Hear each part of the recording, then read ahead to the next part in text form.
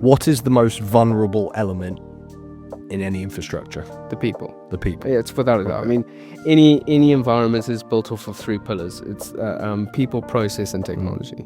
Technology is difficult to crack. Okay, the tools that are available on the market, they're good.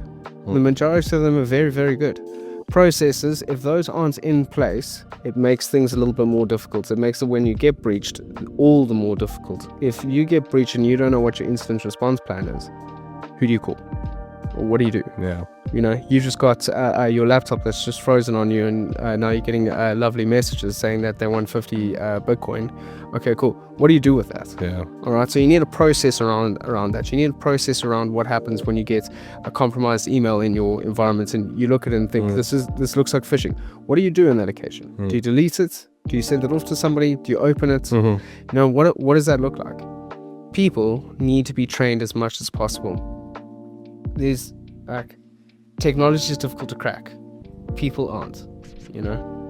What was the first street you grew up on? What was your first dog's name? Yeah, You know, what was your mother's maiden name? Every single one's always the same set of 6 questions.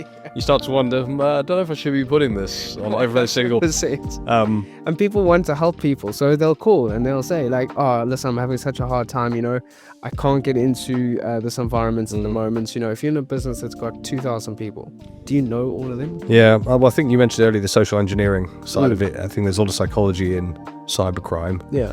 And it's playing into that, and there's lots of instances I'm sure that you could reference now. My favorite is always the USB in the car park. Yeah. So drop the USB in the car park. Yeah, exactly. Person plugs it in. Now, I'll be saying this, someone might be listening and thinking, I've never thought of that.